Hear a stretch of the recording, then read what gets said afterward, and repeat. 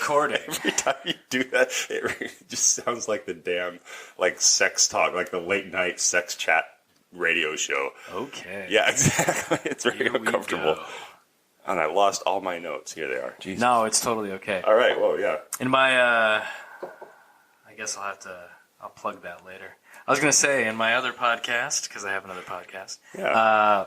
I do this kind of shit all the time. It's great, because we all laugh at each other, and then I'll get, like, real low and serious. See, that's why I'm glad I don't have headphones on right now, because Smooth. I don't want your head, you and my voice. All right. Well, hey, welcome to Whiskey. Welcome to Whiskey and BS. I want to say this is officially, with technology at my fingertips, episode number 5.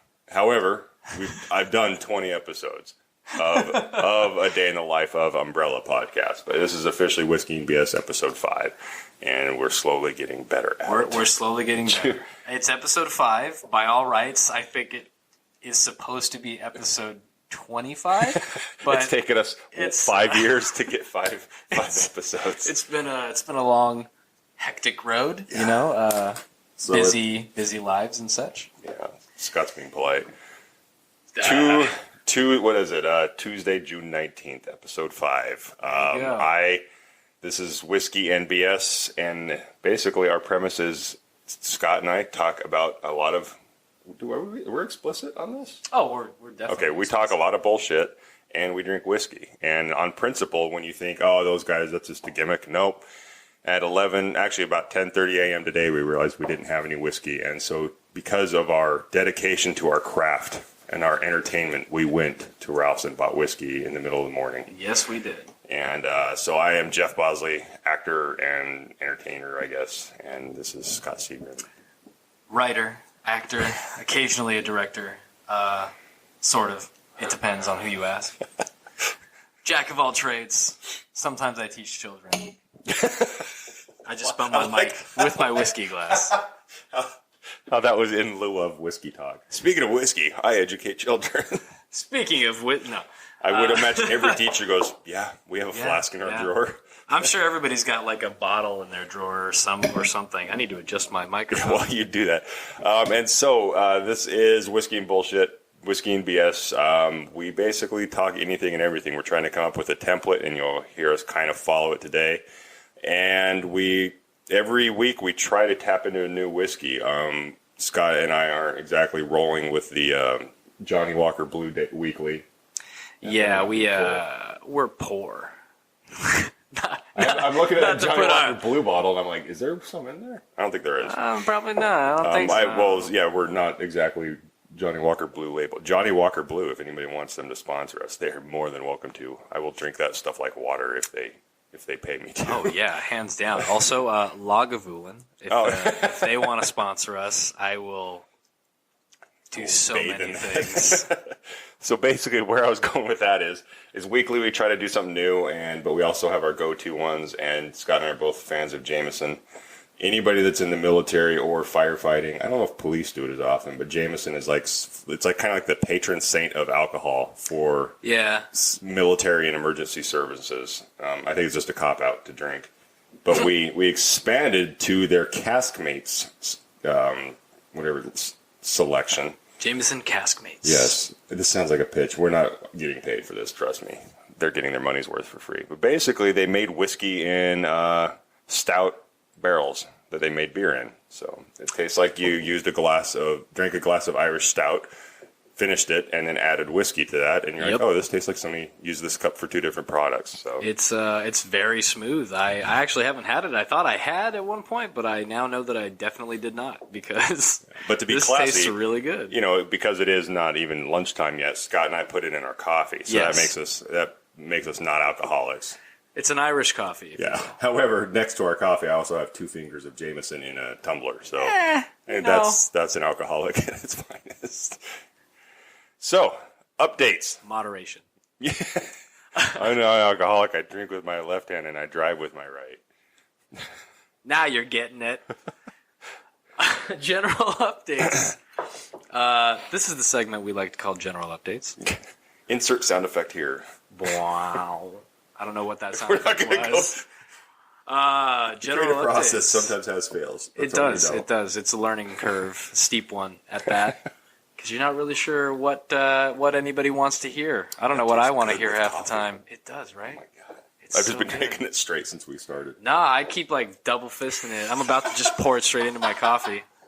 It's just too good. Dude, it looks like a college party. Fuck over it. there. I just poured my whiskey in my coffee because, like I said, Irish coffee. Little known fact: I actually had a show on our college radio station, and I didn't do anything cool in college, but I really regret not doing anything cool. And I would have my whatever definitely I two-fisting all the time during our show. That's awesome. Updates. What's new with you? Okay, I new with actually me. hit a table. No, it's good. It's passion. Smash that table. No, good with right now. Things are good. Things are good. Got some auditions. Got some self tapes. So you just work on some ridiculous ones. Yeah. What's this emo thing? Can you say much? I don't know. Not to knock anybody that's emo. We respect all. No, I mean, decisions. hey, you know what? I had my emo time in life. You know, I was there. There are pictures. I think I posted one a week or two ago, actually, for Throwback Thursday, as it were. Guyliner I was and gonna all. ask, that was my I next was question. there, was man. that guyliner or was that That just totally lighting? was. That totally I can't was. knock it. It was on fleek, as they say. If I got that term right, I probably don't. I'm probably Made my using it new completely 40-year-old wrong. soul just hurt a little bit hearing you say fleek. You know what, dude? Like, I get it. I get it. I'm around kids all the time, and half the shit coming out of their mouth is like, I don't understand. And now I know how my family and my parents probably felt when I was growing up. And it doesn't make me feel better about it, but you know, No. that's the way it goes. But you know, I only used words like dude, which still sticks. I still say that crap. yeah. But Well, think about like rad though. That was a thing. was there that many I words? still use it. But I'm saying like we could probably come up with I'll round up maybe 10 words that were painful. Now the Kardashian generation, there are No, so there's a many lot. words. There's a And lot of then cringeworthy now words. what they've done is they like to use rad and radical.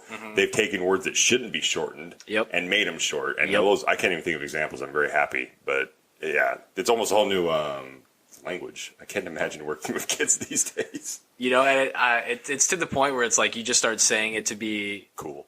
ironic. Mostly, you're just be like, "Oh, what's up, bruh? How's it going, dude?" And you just like play it up, and people are like, "Yeah, it's funny because you're doing that." And then how long does it take before you just do that? That's just how you talk. Oh, poor guy. That's life. So We got off topic Yeah, real fast. But that's our capabilities. So Yeah. those were your updates. No, You yeah, shot just, like a handful of things and about tons of auditions. Yeah, I've been working on some stuff. There's some short shoots. There's a little web series thing for this guy. It's that was vague as hell. Yeah, that but, sounded dirty. No, it's Scott and I will do anything to succeed in Hollywood. It's a comedy web series, and it's like about a guy who mismanages a company more or less. And Izzy. what are you doing? I've got a co-host. Izzy dog. Bosley. My goodness, Yeah. just putting her head in my lap. There we go. She's Poor a cuddly little pooch. I know. Poor abused dog. But yeah, it's about this guy who like mismanages a company. I'm not that guy. It's a different actor, but I was working crew for that mostly. But then since basically the show is about different employees getting called into this guy's office, and then he's like reprimanding them for something, and then he ends up firing every single person by the end of the episode. So I get to be one of these people who gets fired for no good reason. Nice. I'm a speech writer, and I'm talking about a speech. Another speechwriter comes by, and I find out this speechwriter is writing speeches for a CFO who is actually dead and not at the company anymore. And I have a lot of questions about that. This is very Office Space-esque. Yeah, it's Is it in the totally same in vein that of that? vein. It's totally in that vein. That's and awesome. The guy that plays his name is Medwin. Can't talk more about it other than that. But That's guy the that character's plays- name? Yeah, it's like Edwin with an M at the beginning. That's brilliant. But that character and the actor, he is super funny. Is he and the bald? Was he bald? No, he's the other guy. He's the Okay. guy with like the chair. He's hysterical. Awesome. I've worked with him on a couple of other projects, web series for my buddy Alex, who does really weird stuff. Well Dang Productions, you can check him out and all of his crazy stuff. If you want to see some weird comedy, Ape Zone and Ape Like Zone. the monkey. That's right. Okay. And that's season 1 of a little weird web series where 10 strangers, ostensibly in the 90s, wake up in a kill room where they're being held by a guy in a gorilla suit, and then one by one, every episode, a person gets picked off and they die. So you could say that being fired and killed are similar structures, I suppose. Jesus. But season 1 and 2, season 1 is Ape Stone, season 2 is Nick Stone, and I play the killer in both of those. You never see my face, but I'm the gorilla and I'm Nixon. So there you go. Anyway, long roundabout explanation of that. Damn. No.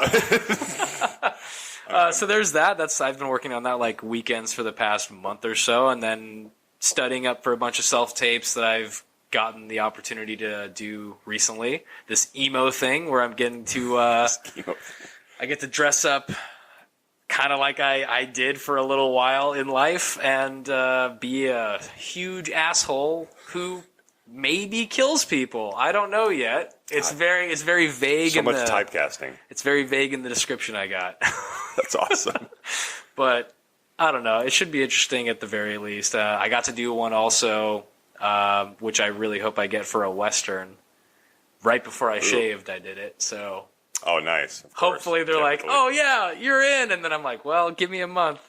Yeah, I was gonna say emo. Like I'm ignorant. Emo. That's not a facial. Not many bearded emos. Not crazy. Like you could be a bearded emo, but usually it's not. They don't go hand in hand. Yeah, Okay. it's usually you're pretty clean shaven, Very close ignorant to in it. this. You got the eyeliner, you got the straightened hair, and it's Okay. usually dyed black or. So some what is variation. we're not mocking whatever It's disclaimer like disclaimer. punk band goth What is the scene. trend of skinny jeans and beards? What is that cliched as, categorized as? I don't know. I think I think technically that would be the hipster appeal. Hipster, okay, look, yeah, you like know? Silver Lake. Yeah. It's like, oh well, you're not a hipster. It's like, oh, I'm not a hipster. Well, by saying you're not a hipster, you're a hipster. Yada yada. It's I'm the whole anti-establishment, but I work in the establishment. Yeah, exactly. So Okay, I gotcha. it's all bullshit, but who cares? We're here to educate and entertain. Yeah, right, exactly. Hey, you know what? Still, I like to think that even so far, this is still better than our first two because those are train wrecks. I'm surprised we still have those up because they are train They were wrecks. beautiful train wrecks. That's Oh why I my left them God. up. We got pretty lit up on which episode was that? 1 and 2. 1 and 2. Yeah. One is the one. Yeah, we don't need to go back into that. That was beautiful.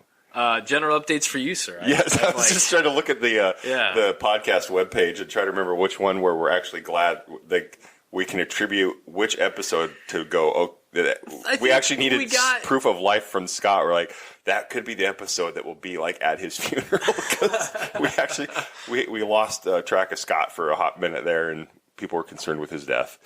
Yeah. I got way too wasted and then convinced everyone that I was perfectly fine to ride my bike home, which I definitely was not. I know I got on a bus at one point. I tried to put my bike on the bus, and then I had to throw up, so I got off the bus. And when I got off the bus, I threw up in the gutter and realized I fell asleep on the bus and was somewhere downtown, and I didn't know where I was. It was a real adventure of a night, you could say. And to defend Scott, Jesus, that story still brings me to tears. To defend Scott, for those who don't know him personally, that's not him. He is not the irresponsible. I mean, we all like to drink and lose it a little bit, but that's not Scott's typical 99% MO. Oh God, no. So that's why it's more funny, is because it's not necessarily in his wheelhouse to be quote unquote that guy. So to hear that story is why the entertainment value is there. But because he didn't die, it's funny. But we were concerned with a loss of life that day. See, my rookie mistake was that I fell asleep. Well, and in various locations. Yeah, well, in various locations. Like if you don't live in a city where you're constantly taking a bus or some sort of mass transit, falling asleep doesn't have as many consequences as it did for Scott, because he chose to make the rookie mistake of falling asleep on public transportation. Yep. So then when you wake up, you don't know where you're at on the bus line. You don't know what stop you need to get at. Double-edged sword. Didn't know where I was or how long I'd been on that bus in the first place. I had no fucking clue. And then on top of that, I fell asleep. So, you get super wasted. You fall asleep. loss of time, and your body's like, hey, guess what? You're going to get sick now because you didn't stay awake long enough to metabolize half the shit you drank. It's a fun little adventure. Here it comes, buddy. Oh, what's that? You apparently ate pizza. When did I eat sushi? Oh my This God. needs to be that needs to be some sort of web series. Okay, I'll go to my updates. Yeah, I can't yeah. remotely compete with that. Come on. A lot of them, as you have already picked up, are for anybody that's curious and new. And I would imagine, and this sounds slightly arrogant, we might be getting a lot of new listeners because of another podcast I did. So this is definitely where you might be new to us. But obviously Scott and I are basically trying to make a living in this crazy city of Hollywood. So that's why you're here to talk about auditions, etc. I'm fortunate in, although scraping by, I barely pay the bills doing it. So I'm very lucky that that's all I do. And it's been dry. Like that's a lot of people, Scott knows this, is you'll have like these peak months and these dry months and then chaos months, which are, it's always a good chaos, but it's been weird because there's one thing you do for those of you who don't know, a lot of people on the podcast I did the other day with Skill Set Magazine, there's a lot of revelations that I take for granted that a lot of non-industry people don't know and where they were genuinely intrigued by. So I'll just kind of we can actually have this be a segment, Pearls of Wisdom that people don't know about Hollywood. I'm taking notes here. There you go. Pearls Hollywood, you got Pearls of Wisdom. One of them is that Hollywood, and I think acting or entertainment or art careers in art, there's this weird escalation of valuing. I don't know how to word this. Giving yourself a certain amount of value. So when you first start, you're willing to devalue your services, so to speak. Because you like your job, you like acting, so you're going to take the less paying or even free work, which, because the thing is, I think Scott would agree, I love acting. Paying the bills is a need, but it's not, it's cliche, but I'd like to not have to worry about that being why I do it. But so when you first start out, you'll devalue yourself, and then as you escalate, you have to add value to what you do because if you want to make a living off of it, you kind of have to gamble your value. Yep. And I'm at this weird point in my career where I've made a stand with my agents and manager where I only it sounds so pompous, but it's just part of the business. It's not an arrogance thing, but you have to make a decision on like what type of roles you'll look at.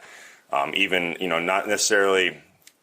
The agents and managers, they definitely will put a line in the sand as far as like a pay rate. Like they'll be like, no, anything under X, we're not even going to look at. Yep. So they're a little bit more black and white on it. I'll look at stuff, and if it's a quote unquote lower paying job, I'll look at it because I like the script or it looks fun. Because at the end of the day, I just want to play pretend. Excuse me. Exactly. So, so there's that growth, but as a result, when you make those little baby steps of the self-valuing. You might actually lose work. Yeah. So we made this recently, maybe within the last 4 or 5-ish months, we made this, okay, we're not going to look at X type of roles or less. And in film and television, there's like tiers of roles. TV and film, all the guys that are on, like, let's just use Friends.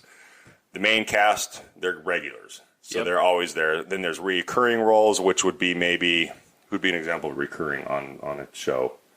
Brain farting here. Like a recurring guest. Yeah. Like Tom Selleck could be reoccurring when he was on there. Definitely. Like he might be there for a handful of episodes and poke in here and there. Yeah. And then there's like guest stars, and anybody who kind of comes through the show, like not all the time, but on a semi-regular basis. And then as you work your way down, there's guest stars, which really there's not much of a difference between a guest star and a co-star. They get paid differently. They get called something different, but guest star is quote unquote higher than a co-star. And then the co-star, and then down below that is like extras and background, etc. So anyway, we made a step, and where I'm going with all this is we made a very distinct step that is costing, that really limits how busy I am. So it's like, oh, I'm taking a stand. Ooh, I'm only taking big roles. Cricket. Yeah. Is my email connected? Is my Wi-Fi connected? What's wrong here? So anyway, but where I was going with all that, there's some education for y'all. I got 2 pretty pretty damn good, huge auditions in the last couple of weeks that were like, holy hell, you will have to move to New York to make this TV show, or holy hell, you have to move to Canada to make this movie. And another one I think was in Louisiana. Oh man, So they're huge, but the catch is, like I said, the catch with that hugeness comes the odds of getting it decreasing because they'll want huge names. yeah. So it's a huge balancing act. So it's like the fact you got the opportunity is huge, because that's the other thing a lot of people, Scott and I totally know this intimately, is that people are like, oh, you should totally be on Vikings, or Scott, you should totally be on Modern Family. Yeah, Cool. totally. Let me get right on that. Yeah, where's that phone number? Let me just walk into the office Yeah. and be like, hey, everybody says I should be on this show. My Aunt Sally says I should be on Vikings. Will you guys put me on the show now? Oh, that's So, not how this works? yeah. Oh, that's right. So that's not how it works, unfortunately. So you're at the mercy of that, and then getting in those doors is really hard. There's not a general email that's sent out to every wannabe actor in LA. Yeah, no, So you gotta only like... certain people get notified about certain things, and only... So it's a very unique system. But anyway, that was my update. Good God, we went off on a tangent on those two updates. No, that's okay. So huge updates, huge auditions. Nothing happened with them that I've heard yet. They were pretty dang... I'm trying to think. They weren't normal roles, but they were all self-tapes, which Scott and I, when we keep saying the word self-tape, it's... basically, you audition from home. Yeah. And in the way the world, especially now that a lot of movies and TV shows are being made in other parts of the country, that's just the nature of the beast. You basically do a home video.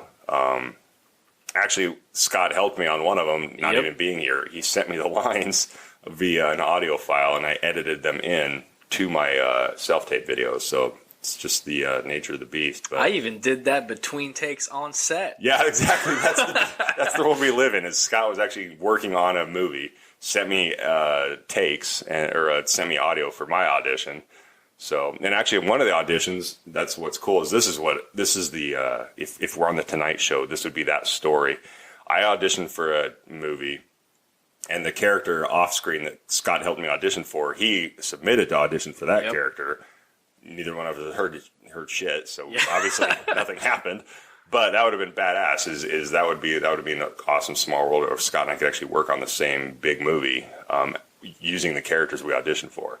You know what, though? At the end of the day, if you really think about it, whenever we get whatever success, like we stumble upon, if we get any success, Yeah. we already have a pretty weird sort of setup story, because... True. I mean, we got together on a little rinky-dink POS that has never been seen, I'm pretty sure. And, you know, that was fucking years ago. Yeah. 8 or 9 years ago now? Good Lord. Jesus. Yeah, Scott hired me, or not Scott hired me, some dude hired me, and I was in LA, I think, for a surgery. Is why I was in LA. I hadn't moved here. And Scott was a crew member, and I was some pretty boy banker character. And, we were both. Oh yeah, you were one of them too. Yeah, 'cause and the I reason got kept Aaron associating hired as the was 'cause DP. Aaron was the DP. Yeah, I got Aaron hired as the DP for that one day that we were. Yeah, that thing, What a weird train wreck. Yeah. Oh my god. So yeah, that's how Scott and I met. That sounds I'm really pretty sure we shady. probably like loosely retell that story every podcast, Yeah. but we do it way faster every time. So it's fine. People are like, "Wait, we're missing a lot of details I here." know they're You like, met- we know met this somewhere?" already. The people who are listening are like, guys, we know. Yeah. Just get on with it. So that's kind of our that's our update business career stuff. The only other thing besides that is I've written a few scripts and we're trying to make one. Yes. We're trying to make one hopefully at the tail end of this year. We're starting to put the work in for that. I've done location scouting last week actually. Do you want to say the name of it, or is there something you don't want to say? No, it's fine. Let's not say Protect the name of it. it. Let's Okay. not say the name of it. This is the for now. desert one, right? Yeah, the desert. That you're talking about. All right. Yeah. Welcome to Nebulous Conversation with Scott and Jeff. We have a thriller that takes place in the desert, happens all in one night, and it's a ride. It's a bit of a ride, and we're hoping to get a name possibly attached to it. We're working on that, and we have a meeting. Well, Jeff has a meeting, rather. Excuse me. Jeff has a meeting set up this week, so we can we'll see what happens. We're optimistic. It'd be a good get. He's become a friend, but at the same time, it won't take hardly any of his time, so it'll be pretty cool. Very true. Very true. Yeah. So that'll be good. That's the thing is Scott and I, we're kind of both getting sick of being, it's a weird catch-22. We're both being sick of being at the mercy of other people, but also, being at the mercy of other people, that includes they normally come with a budget. Yes. They have a lot of money to make a movie. So It's like, well, we want to play and make movies. So Scott's much better than I am because he can actually create and design and write scripts. I kind of just ride off that and then hopefully facilitate playing a character and or getting other people that help bring eyes to the project. But at the end of the day, if we're just a bunch of kids making a movie on a weekend, fuck it, so be it. That's what we'll do. Exactly. One way or another, this is we're making this movie one way or another, and I think it's going to be a good one. I think we're going to have a lot of fun making it, and at the end of the day, it might even be something that we can get out there. Yeah. People will actually like. Well, that's the weird thing is, again, going into the business, so to speak, is that there's no rule or rhyme or reason. So you'll hear people make these movies and they just get noticed. And in this day of podcasts and social media and everything, you have no idea how it's going to get on whose radar in some weird way. And they'll either buy it straight up and release it, buy the idea and redo it themselves with famous people, buy the idea and redo it with you. I mean, the perfect classic example that I still always use is Rocky is, he brought the script to, I want to say it might have been MGM originally, I can't remember. But whatever studio he brought it to, obviously they wanted to cast, I think, Marlon Brando. No. Shoot, who was the guy they wanted to cast? I can't remember, but they wanted to cast a name at the time. And Stallone stood his ground and was like, no, only if you use me will I give you the rights to this film. And obviously that worked out pretty well for him. But, that's the gamble. So, yeah. And then that's a funny insight into that is, like, for example, Scott and I just last night, I was listening to a podcast, and Kevin Smith always comes up, and I always bring him up because of my podcast, Man Crush on him. And I was listening to a podcast he does, and he had guests. Did you listen to it? I finished it at 2 a.m. Awesome, yeah. He had 2 guests on that are involved in the Marvel and all the Marvel movies and all these things. And they're kind of the writers, and unless you're a super nerd, you don't know who they are, but you know their work. And via a random comment that they made in the podcast, I was like, oh shit, Google this. They actually are doing this. And now I have a way to talk to them because of just some offhand comment they made in a podcast and a quick Google search. There's a little not totally well-known thing. This is getting very nebulous, I know. It's fine. But it's because of this social media we can do that now. And Scott and I are going to try to get a meeting. And because Scott is I'm not kissing his ass here, dude can write. Oh, thanks, we have. We'll hopefully have upwards of 3 to 4, upwards of maybe 5 projects that Scott has written that we can go, hey, okay, you don't like that one? Next, here's another one we have an offer. So we're not just one-hit wonders. So it's shit like that you never know, and that's what's also it's a blessing and a frustration, and at the same time, is because there's billions of ways this shit can work, and billions of ways it can't. So you never really know the formula for success, honestly, which gives you hope. And depression. It's like people say, it's all about who you know and it's about connections. While that is true, yeah. I mean, it's also a shit ton of hard work and, frankly, fucking dumb luck. Yeah. Like sometimes it's just a random chance or a random connection to a person that gets you, oh, they happen to know so-and-so. And next thing you know, you have a meeting with an important person. Yeah, the days of, because it is so available, it's the odds are now even more random. Yep. The checkpoints or the gates are less. They're so out there that there's pretty much anything is possible, and so it takes. Yeah. It takes a lot of very specific things to fall into place that you might not even be aware of to actually have it happen. I'll just using without dropping his name. The gentleman who we're going to try to get on Scott's film, that movie to date is my biggest thing ever. It's the shit you see, if you're a super movie nerd and you watch all the behind the scenes. I love behind the scenes making of featurettes. Same. And if you watch those things and you watch those and you're like, oh my God, that's the coolest thing. And, your girl or your friends are like, they're talking about how they made a door out of styrofoam. Why is that so cool? And I'm like, it's the best thing ever.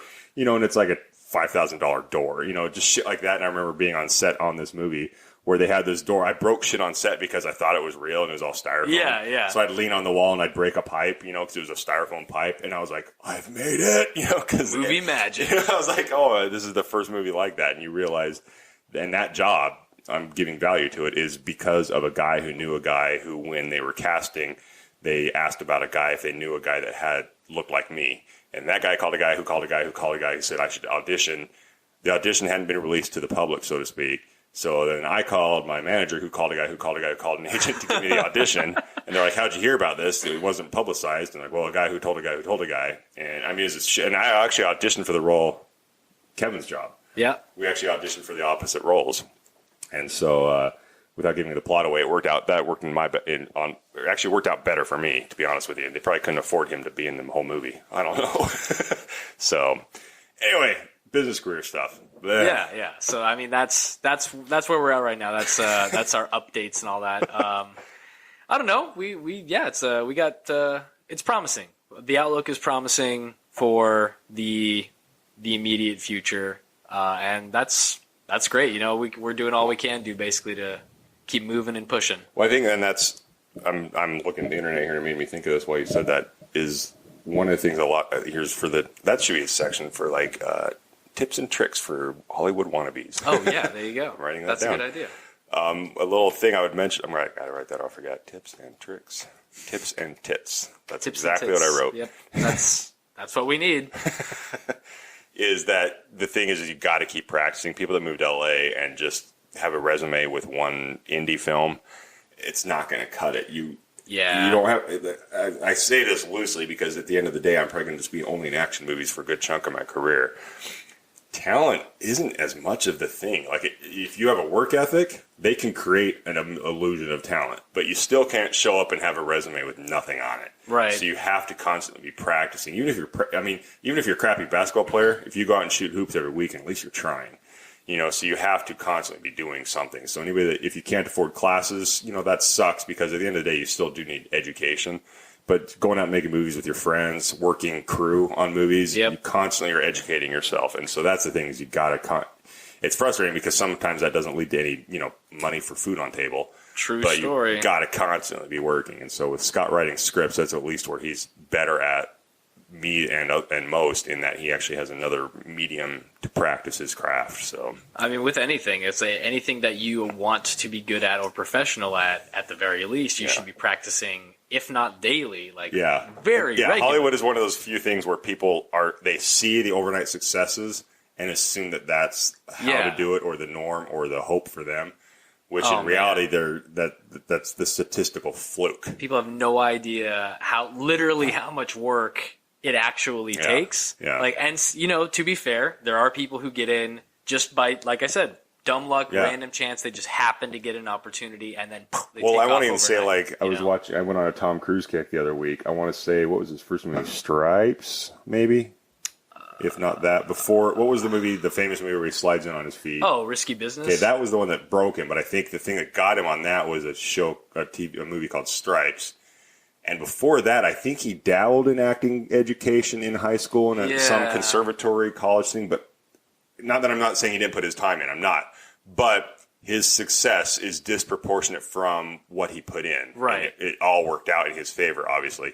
However, you still hear about him. I know like Will Smith still has an acting coach. Other people have acting coaches. So if they're an overnight success, that some of them, they just roll with it and it works for their career, which is great. And I'm jealous. Well, that's the thing is all the best sort of actors and performers out there, through history and even now especially, if you actually pay attention, they're people who they take it seriously and in their downtime, even if they are successful, are still working on their craft. They still have coaches, or they still have a teacher, or they still have a class they regularly take or something. Yeah. They have something to keep them engaged and keep trying to work on it, because I firmly believe, and this is not just with acting, it's with literally anything. If you think I have nothing left to learn about something, yeah, you're wrong. You're wrong. There's always something left to job. learn. You should always be trying to be better at whatever you are Doctors into. have to yearly renew their licenses and go through all new sorts of retraining. Why shouldn't actors and performers? There's always going to be changes. Always. And if you are so ignorant or naive to think that you are above that and you don't need to practice, or you don't need to learn, or you don't need to try something new, you're insane. You're never going to be a master at your craft. Yeah. Because a true master knows there's always more to learn. Yeah. But if you're busy, mega blockbuster actors year in and year out. Yep. And they're making a career out of doing the same thing over and over again. Power to them. Yeah, I mean, and that's They don't that's have its time own either. thing. If you get typecast doing a thing that you're really good at, you just get really, really good at doing that one thing. You know, but you still got to flex the other muscles. Otherwise, you're going to get stuck in that groove, which is fine if that's all you want to be or do. Yeah. But if you want to do something more, then obviously you got to do more work. Catch-22. Yeah. Moving on. Moving on. What we got? Well, we can do Current pop events. culture, current Yeah. events. Well, here's one. I feel that. Well, I guess we should be movie centric because we why want to be movie guys. My nemesis. I Uh-oh. just found this while we were talking. Uh-oh. Walking Dead. John Bernthal to return in season 9. You see this shit? Season 9? Yeah. How? The Punisher star will reprise his role as Shane just in time for Andrew Lincoln exit. So, spoilers from here on out. If you still, for some reason, haven't watched anything on The Walking Dead, Shane died. Like, he was a zombie the end and of they season killed 2. him. The end of season 2. Rick kills him, he turns into a zombie, and then Carl shoots him in the fucking head. So here, this is more of an overwhelming thing too. Is also one interesting thing with movies. I guess that could be the umbrella topic is shows that need to end on a high note. Oh my god. You know, like there's the proverbial thing is what season's out now? 8 on Walking Dead. Or 7? Yeah, 8. So I'm about a season behind, and I was getting. I think a lot of Walking Dead fans, just not to pick on Walking Dead, are getting Walking Dead exhaustion. Oh man, I'm so and burnt Scott's out. a little. So I'm way more forgiving than Scott is on this one too. I'm so burnt out. I was one of the champions of the show. Like, people hated The Walking Dead for such a long time because the seasons are slow, and I'm like, you know what? I can't even argue with you. Some of the seasons are really slow. Yeah. So much so that just so I could have friends watching it, I gave them a machete list of what to watch. Like, watch these episodes, don't watch these episodes. Here's all you need to know that happened in the episodes I told you not to watch. Yeah. And just watch those ones. And in doing so, I did get friends to see, Go for it, yeah. there's some cool shit. They did start doing some really cool, interesting stuff with the show. And as a fan, I was excited, especially because in these later seasons, they've been getting closer and closer and closer to the comic book. But Should they? as with step anything, down? as with anything, if you're going to adapt a material, you have to obviously make choices. And earlier on in the show, they did, and fans were upset about it. And it's like, okay, I get it. I get why you're upset, but get over it. You know, it's just like with Star Wars. Fans get upset about like, oh, you're changing it. It's not Star Wars. And fuck you. Okay, Star Wars isn't yours. It doesn't belong to you. Okay, get over it. New generation, new Star Wars. Deal with it. Anyway, Well, because like, what's a good example of a show that like Seinfeld? Did it get burnt out? yeah, Did it lost steam. You Yeah. know, and people were like, it wasn't that it wasn't funny. It's still Seinfeld. It just What's a good show that ended on a high note that made everybody like? The ideal scenario would probably be leaving where everybody wants more, but they also knew to call it good. You know, I'm trying to think of like a perfect example of a show for that, because even some of the best ones you could arguably say went too long. Mm-hmm. Like Lost. I was love gonna Lost, say Lost. but that show went too long. They went way off the fucking rails too. Like, Time travel. let's be real. They never really quite resolved it in a way that was I'm a satisfying. massive Lost fan, and even then I was like, "Oh, I'm Yeah, this you're for like, you guys." What? I love Lost. Oh my god, I've don't rewatched know. that series. I think I'm upwards of 4 or 5 times now. It's tough to really know like what shows I would have been like. as far as I TV can't. show series because I've been so I can far think of behind. plenty of shows that had finales that I was like, yeah, that was satisfying enough. Yeah. It wasn't the best, but whatever. Like But even the legends, like X-Files, you know, like that had a weird inertia yeah. that when it ended, but it kind of never, they kept picking at the scab, making movies, reboots and bringbacks. I think that's the plague of shows, though, is they get ahead of themselves. I feel like nothing is ever really good every season. It's just not. Yeah. You can't consistently make something that's just glorious. And if you do, you can only do it for a short amount of time. Yeah. Like 3 or 4 seasons, I think, is the sweet spot for most shows. Yeah, exactly. Well, exactly, and that's the one thing. Bringing it back to like Hollywood business is now with streaming and everything is back in the day, you could you take a season to kind of get the barometer of how the show is going to do. Now because things are almost instant, they can almost know on the first viewing of the pilot, like, nope, scratch it. Yep. And it's good and bad because it allows a lot of content to have a chance, but at the same time, what's a really good, perfect example of a show that was like culture, like a kind of a cult following, but it took a while to get found. I want to say Walking Dead.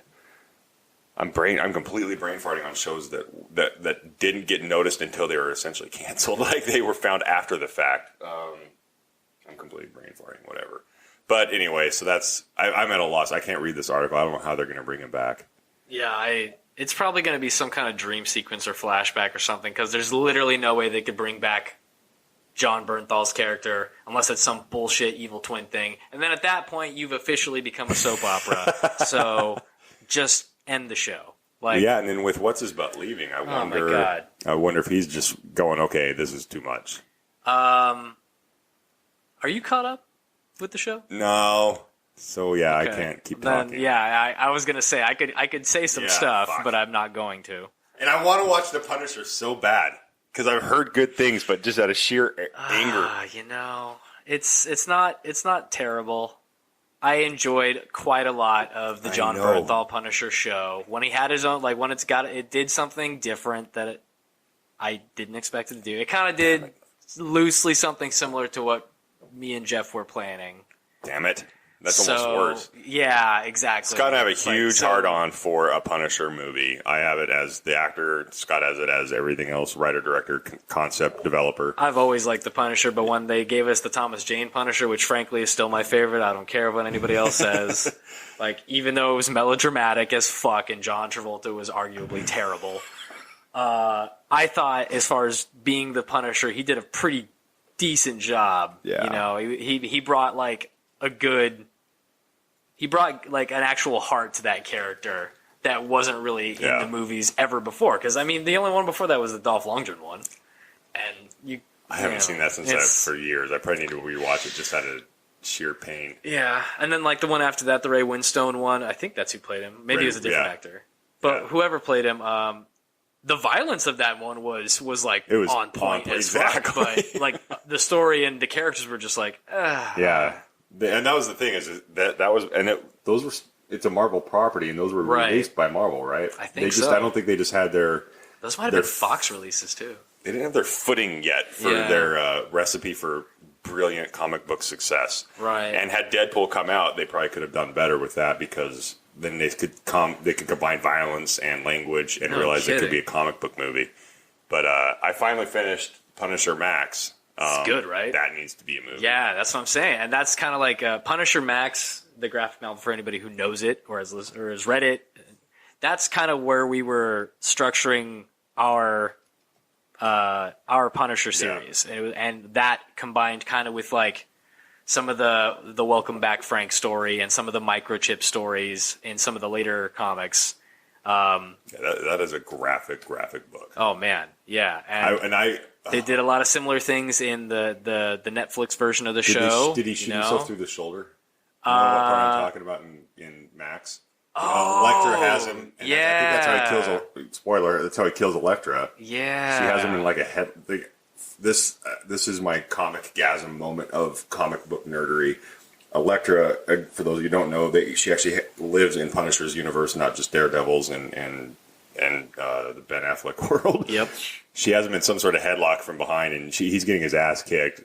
This comic actually shows him like in massive traction after one beating he takes. Like all his arms are broken, and because in the headlock he's in, he actually shoots himself through the shoulder to shoot her in the chest. Yep. I screamed. I was ecstatic about the brilliance of that. So yeah, he will go that extra mile to get his target. Yeah, I love that because a little secret of life. I take Ambien because I can't sleep for shit. My brain does not turn off. Reading that on Ambien was trippy. It was terrifying because I was like, "What's going on? Elektra's dead." Jennifer Garner. Oh man, that's so funny. But anyway, like I said, we were working on a Punisher thing before the Punisher show. It was kind of like a race thing. There was realistically there was no way we probably were gonna beat the other people to the and I finish think line. in our defense, it was the inertia had yet to kick off because they'd just done Daredevil. Yeah. And I think they were surprised at the results. And we were just on the backside of that wave of inertia where, holy shit, anything's possible on Netflix with Marvel. Yep. And they just budgetarily, obviously, beat us to it. And it was all about budget connections and names and networks and producers and all these things that they had. Scott and I had an idea. So, I mean, we were losing from the start. We were working on like a proof of concept thing. We even actually tried to talk to Dolph Lundgren to get him involved with it as like a cameo. Yeah, I mean, at the end of the day, you need a gimmick, and it would have been right. cool. Oh, and I don't want to reveal this because I still am sticking to this is how we'll do it when one of us gets the whatever clout. Yeah, to do the our Princess Bride theory. Oh yeah. I was like, they have to do the Princess Bride thing. That's this is a purely boring part of the podcast because I'm not going to say more than that, so you guys don't know what I'm talking about. But you can speculate wildly. Yes. By all God, means. now I'm back on. Yeah. Anyway, there's damn it. Me and Jeff. There's a lot of stuff that we want to do, and we actually have, frankly, a fairly deep well of shit that we could do as far as projects are concerned. At this point, it's just purely money and connections. Right. It's not a cop out, but it's a fact. But I mean, going on to later in our little outline of topics that's kind of where it comes into. There are producers and writers that get it, and they've made it, and then they can hand it off to poor little starving newbies like us. But one of them are the geniuses, like I mentioned earlier, behind the Infinity. I think they're $1 billion Infinity War. $2 billion mark. $2 billion mark. I wouldn't watch that again in the theater alone, and I didn't flinch about doing it. I will watch that constantly. I've seen it a few times. Good. And Deadpool 2. Scott and I went to see that. Oh yeah, we did. We did see that. Damn good. And they're not Marvel. I know. Kevin Feige, is that how you say his last name? Feige? He's crushing it. He's not. Well, it was funny because the podcast Scott and I are listening to is, I just picture him like leading in going, do this, and then they're like, oh, we got to make this happen now. Yep. You know, and it sounds like, did you see here's our speculation segment, they might have an X-Men ownership coming up. Yes. Like, did you hear the touch on that? Because he saw the writing on the wall with Spider-Man. I had my finger on the pulse of this for a while because he saw the writing on the wall with Spider-Man, and as soon as they had Spider-Man, I was like, okay, they just got Spider-Man. That means we can't be crazy far away, especially with Deadpool mentioning Logan and all the timelines of the X-Men. Every time, yeah. We can't be far I just away got from full having body the X-Men involved. getting to see a Wolverine, although that's the cliche favorite, but to see a Wolverine crossover finally into the Marvel universe. You want to talk speculation? Apparently, Hugh Jackman was in full Wolverine regalia, like hair and makeup, for on set for Avengers 4. Oh, jeez. Apparently, I don't know if it's a cameo. It's got to be just a cameo, but I don't know how involved that cameo is. God, that'd be amazing. We already got major news. The Hugh Jackman pseudo on cameo set of Avengers 4. Yep. You just looked it up, didn't you? I told you. Yeah, and I've been posting this online, so it's not too much of a secret for anybody that possibly stalks me. I've been on a comic book kick. I've actually, in the course of a week, rewatched the same Captain America a couple times, and God, would you imagine in a world we live in where these are movies? Yeah, it just blows my mind. Years ago, this would not have been a thing. Comic book movies, you can't fail. And I just finally saw Black Panther, and I was like, well done. It's good, not my cup of tea. Yeah, I dug it, but I don't know why, and I don't know why. I like the ones that are interacting in American soil, not in a American power sense, but soil I can relate to. Not a fantastical world. Like the X-Men's I don't like are the ones that take place in the future, but the X-Men movies that take place in a world I can relate to, I dig. Oh, okay. So that's where I got lost in Infinity War when battles take place in space. it doesn't feel like, it's less tangible to me. That's what I mean. So like Wakanda isn't the real world. But I like how it was settled you're within. Saying you like like literally geographical. The geographic so realism. like the one that took place in New York, I dug because I'm like, it's a crossover to a real existing world, and that's just like my simple brain. So like Metropolis isn't a real city. So to me, I get lost a little bit. But when they I get it. So it's like wrapping your head around. It's when like they make it a real world that I can relate to. I'm like, oh my god, the Hulk is in New York. Right. Versus Batman in Gotham. Right. Gotham is a real city. It's the difference between like, this character exists in a world in a place that I have actually been to. Yeah, or can be to. Exactly. Yeah, and even when they had Batman in one of the Christian Bale ones go to like Europe. Yeah. Or not Europe, somewhere in Asia. I can't remember where. I dug. I was like, oh my god, Batman's in Asia. Right. He's stealing Asian people. It sounds like it's for some sort of like kidnapping trade. Oh god. Oh my god! I just saw the footage of Hugh Jackman on. Anyway, sorry. I'm just hard on having a nerd out over here. Good dude. What was it? 16 years as Wolverine? Something absurd like that. Yeah, I think it's 17. I think actually. Almost half of my life he spent as Wolverine, and his career's still going. Okay, wild as hell. Moving on. Moving on. We called this movie design. Yes, movie design and interaction. We love movies. Obviously, we mostly talk about movies and our lives revolving around movies. What movies, if you listen and care, do you like? What kind of movies are you into, or what movies would you recommend we see? Me and Jeff both try to see as much as we can, but I know for a fact we both don't get to the movies as often as we would really like to. I even have a movie pass, and I still don't get to the movies as often as I would really like to.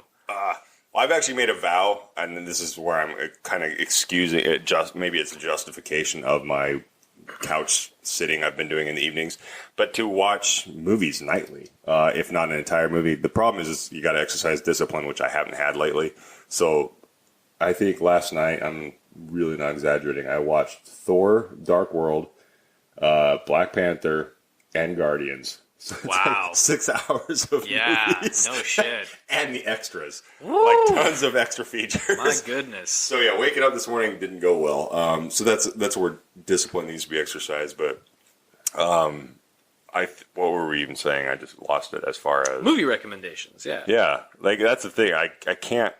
Kevin Smith brought up a couple of good ones that were mind-boggling as far... I think it was in that same podcast. Like the guy that Mark something, I don't want to say, not Mark Maron, whoever his co-host is on that show, that guy has some genius ideas when he comes up with ideas for movies. But like if we had unfettered budget, just a deep well of free money, like I would want a Western, and like not even Scott wrote a Western I would kill to see, but like, I would love bring back a Western. But if I had all the money in the world, and this is very, very, very biased, in the world of remakes and all that shit, I would want to remake the John Wayne Green Berets. I would want that remade. Be a fun one to make. Totally remade, and it would be a good one. It would be one where I'm like, the purists would go. Even I think there are movies that need to be remade where the purists go, okay, I get that remake.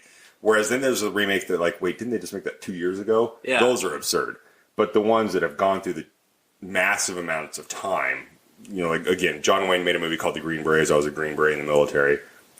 What year was that? Those 50s, 60s? I think that was, yeah. It might have been earlier than it's that. Okay that gets remade. And with technology and, and just sheerly because I think a lot of times, particularly military movies or even actually cops and firefighter movies, those are awesome because it kind of, A, they're entertaining, but B, if done right, without becoming some sort of like lecture, they give a kind of a reveal as to the things these people do that kind of deserve like a little pat on the back. 1968. Damn. So there you go. That would be my remake or my movie I'd like to see redone. Because in the world, Ken Smith even has a segment called No Thanks, We Already Got One. Yeah. Yeah, we already got one of those, but that one's not bad. That one I wouldn't mind seeing. I could live with a Green Berets remake as long as it was paid attention to and done well. Yeah, I'd be curious. I'd want to have it done. Obviously, I'd play the lead. Well, duh. Scott and I would be in it. Scott would direct. No, well, I don't know if we need a name. Peter Berg would be awesome. Peter Berg He'd would be be a fun. great directing choice for that. I know an individual that normally sits in the chair you're sitting in that has his phone number. Brad Bird would be a good one too. That was weird because I started Googling him on my Tom Cruise kick a week ago. Uh-huh. I didn't realize he was a director of Mission Impossible, and before that was Ratatouille. Uh-huh. Like this director, that's the thing. There's a perfect example of a dude. All he directed were cartoons.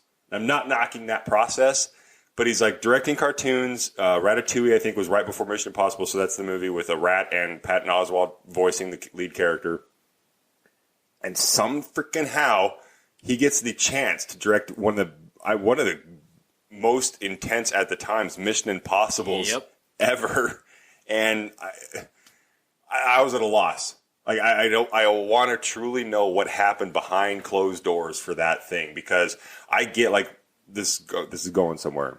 I did a fitness photo shoot and I hired a wedding photographer to do it because I was like, that is cool because she's going to take a completely different look at fitness. Yeah. She's going to make it pretty and glamorous, not like hard and gross and oily and sweaty.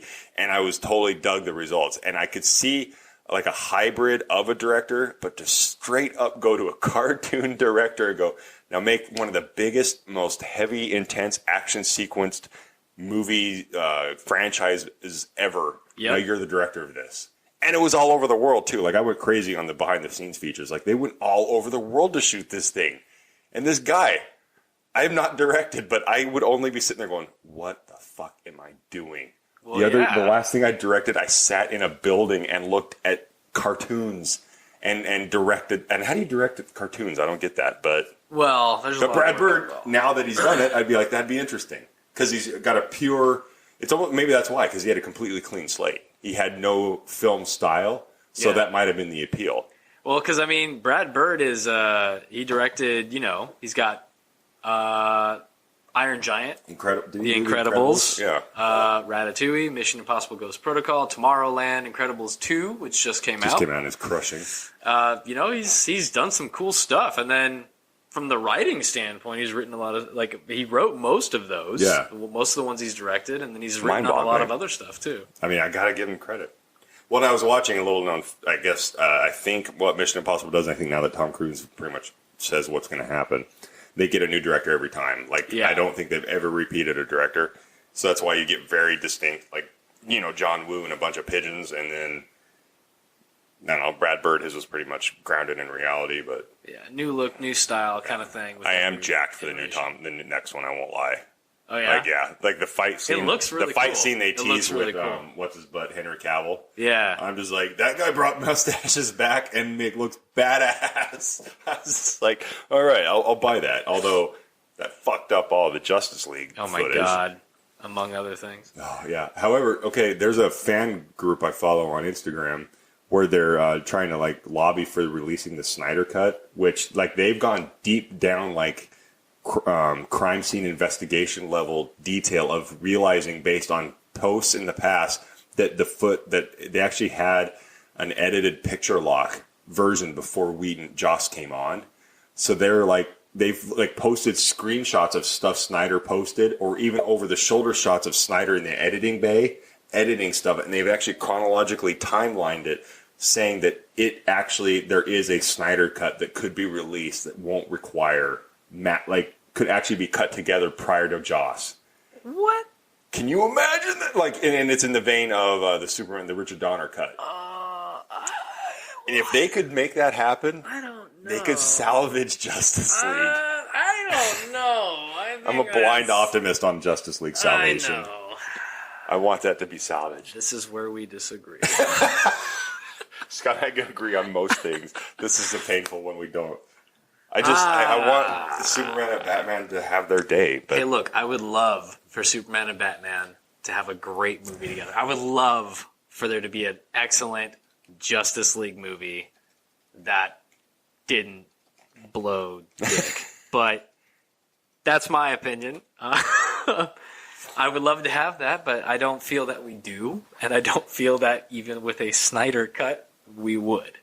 That is just how I feel. Okay, I digressed us. What movie would you like to be seen? Would you like to like to see? What movie would I like to? I would like to see 1246. So you know. Yeah, fine. yeah. I'm keeping an eye on it. I got a timer running over here. Okay. We're a little over, but it's fine. We'll We'll get there quick. Basically, I would love to see. Would you like to see Walking Dead with John Bernthal coming back? God, no. Okay. No, I don't. I Sorry, don't need no, that. I'm just kidding. Who What would you like needs to that? see? I kind of want to see. I love sci-fi stuff, as you know. I want to see way more sci-fi movies than we have been getting it. But I want to see stuff like, I love tilting a genre on its head. So that's like half the appeal of a lot of really great ones, like Firefly, Serenity. That's a sci-fi western, and I love that. I was gonna say that's an example of a movie, a TV show. What was it called? Wasn't it called Firefly? The show was called Firefly, and the movie was called Serenity. And it was cut down and canceled, but people loved it. Yeah, exactly. But it ended on a high note. Exactly. Perfect It's one of those example. shows. And do you think sci-fi movies are riskier? they're definitely riskier because they are much harder to pull off without it being like something everybody already knows. Yeah. Like Star Wars. Everybody's like, oh, it's Star Wars. So they're going to go see it. Even if they fucking hate it, they're going to go see it. And that's successful because you got a built-in audience. Yeah. But with most sci-fi movies, especially when they're high concept, that means you're going to be having a lot of competing ideas or a lot of different takes on what a futuristic style might be if that's the way you're going, or some kind of sci-fi element in the real world. And those are tricky because people like different stuff. That's just the way it goes. What would you say? Like, when the instant I think of successful sci-fi, like franchises, I don't count those because those, like you said, have a built-in like success and audience. Like, so for Star Wars technically is sci-fi, and even then, it's kind of wavering, to be honest, because it's been going so long. Yeah. But like to me, like the last major successful sci-fi would be like the Matrix trilogy.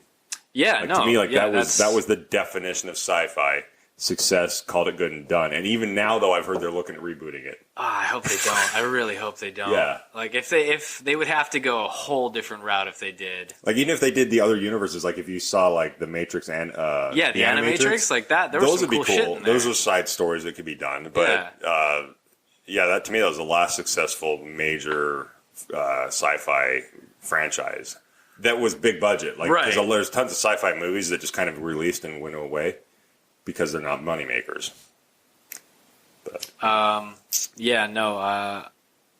stuff. I love sci-fi. I would love to see more different, interesting, cool sci-fi movies. Scott wrote a sci-fi that we want made. Oh man, that would be great. I would love to see some cool new sci-fi shows and such. That would be great. There's a few good ones now. Westerns. I do love westerns. I would love to see Westworld, I guess, is a good sci-fi / western, which I do enjoy. Who would I think have thought that would be a pitchable concept? I've yet to see it.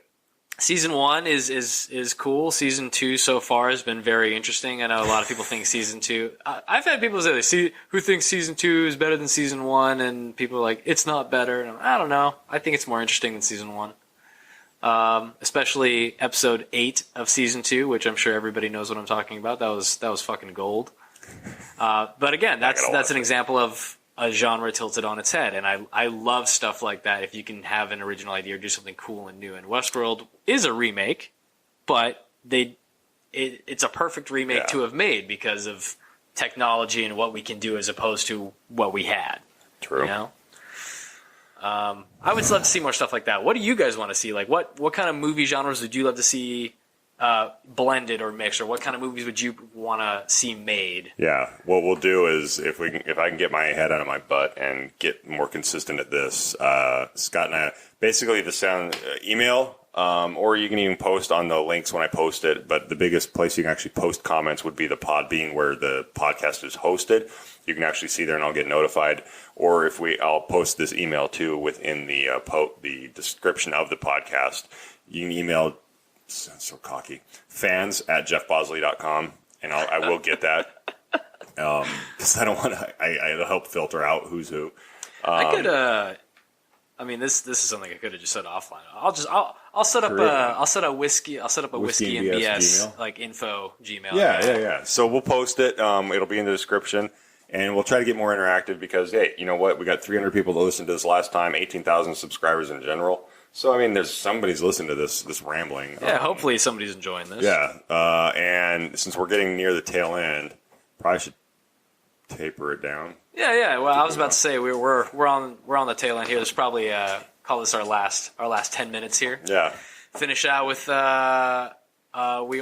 got our rant section that's coming up and closing thoughts. This is where Scott and I get to cleanse ourselves. Scott, take the lead. Oh, I will be happy to. Oh shit.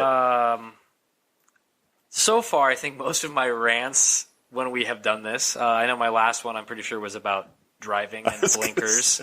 I will say it's definitely driving related again today. Yay. Driving here, for example, people, I just got to say, if you are driving your car, drive the car. Don't text. Don't call people or try to figure out what the fuck's going on in your sports league or whatever the hell you're doing on your phone in your car. Because I got to be honest, I get it if we're at a red light. But when that light turns green and I'm still sitting behind you and we haven't moved and the other lanes have moved and the people are driving and now I got some asshole honking at me and it's not even my fault, it just makes me want to punch you in the back of the head. I want to get out of my car, come to your car, open the door, and just punch you in the back of the head. Take your phone, step on it, and tell you to get your ass driving. Because that's how I feel. Just fucking drive the car. If you're in your car, drive your car. Don't do just fucking one thing. Don't half-ass it, whole-ass it, okay? Pay attention to what you're doing and just be considerate of other people on the goddamn road. Ah, Jesus Christ. There we go. All right, Mine's. I don't know what it'd be categorized as. Common courtesy / entitlement. So in the course of a week, I saw people that in the Army we called this like kind of like we always just said, oh, you think you're special, like it's not an Army thing only, but that's where we got it a lot. Whereas like they really beat into you're not special. And one of the things that like was the coup de grace for this was more than one individual thought that they were more special than all of us that put dog shit in dog bags and take said dog bag to a trash can. And a lot of places in LA have actually receptacles to put the dog poop in. So they're dedicated for that. There was a dumpster and it's locked because people, I don't know why they lock dumpsters. Maybe, I don't know if it's so people don't use them or sadly so people don't dig them. I don't know. Why. But there was a dumpster locked on a property business property not too far from my apartment, and there were I think 2 or 3 dog poop bags on top of the dumpster. And they were knotted, which means the person took the time to clean up the dog shit, scoop it up in the bag, spin it around in a circle to tighten it up, and then tied a knot in it, and then chose to put it on top of that dumpster. Meaning their thought process was, whether they meant it. Whether they consciously thought it or not, was this is somebody else's problem. Oh, this trash, and it was on a locked trash bin, so they didn't even try to throw it away. They put it on top, meaning they were acknowledging somebody else was going to have to deal with it. That somebody else was going to have to deal with it mentality. And then I came home and went to our dump. Like a lot of apartments now have trash rooms where you dump it down a chute. Our trash room had trash bags sitting in there, and it's not like it was clogged. They were like, they thought they were so much more special than the other 40 rooms on this floor that they didn't have to actually open the thing and throw the trash down. And that level of entitlement, I'm better than you, or that's the problem is I can't put words to it. Yeah. So I automatically categorize it as some sort of entitlement. But the fact, by lack of doing that, to me, I only can think of the opposite. So it's, I don't know if it's entitlement or do you think you're special? You don't have to throw away your own trash. Yeah. Who the fuck do you think you are? Like and to this day, I've made a vow, and I did this with a story I'll catch up on real quick after this. I've made a vow, if I witness this, I'm calling people out on it. Pauline is actually good about this. One dude in our gym in our apartment building, he'll come to the gym and actually with a Tupperware thing and eat, sitting on the bench and eat food in the middle of training. And Pauline, for those of you who don't know, her world is fitness, and she is very Swedish, very Eastern Bloc, Russian angry. And she went up to this guy and she goes, that's not going to make you have muscles. And she just straight up told this guy, and it totally emasculated him because of a guy's sensitive ego, and just straight up said, that's stupid, you're doing that. And then she finally made a complaint to the building, and the guy, again, nobody else is eating in the gym. What makes you so special? Right. So I've made a vow, without being violent or confrontational, because nowadays you never know what could happen, but I'm sure 9 times out of 10, the people I confront doing these things, I can take them, not to be arrogant. But I've made a vow to now interact with these people and not just suck it up and watch it. So when it happens, I'm trying to, I hope to find these people that put shit bags on there, and I want to think I'll count to 10 and call them out. Yeah, call them out for sure. Yeah. But I would like to. The instinct is to throw it at them. Obviously, that won't serve any purpose. But like a perfect example of, and I posted this video, is when somebody parked in an assigned parking spot in our building. I hooked up my truck to a tow strap and towed the car out and left it in the middle of traffic. I love that you did that. Fuck those people, because they went through 3 signs and a gate that only opens for residents to get to that spot. So they had 4 chances to ignore rules. And Yep. I hate being that old man that we live in a society on rules. And so to choose those automatically is a passive slap in everybody's face. And I vow to not take that any longer. I may get imprisoned, so this might be the last podcast you hear of me. So that's rants.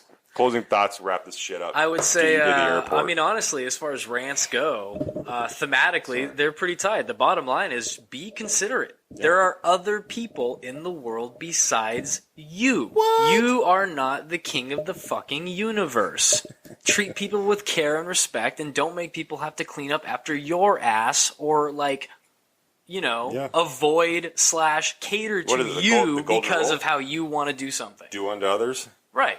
Do unto others as you would have them do to you. That's what I'll do. I'm going to put human shit in a dog bag. There you go. And I will leave it on their doorstep. Perfect. I've actually, in college, mission accomplished. A less sophisticated version of that was human feces on a car hood. I don't know if they learned their lesson. People, man, sometimes. Just be considerate, guys. Yeah, Jesus. Golden rule. USA.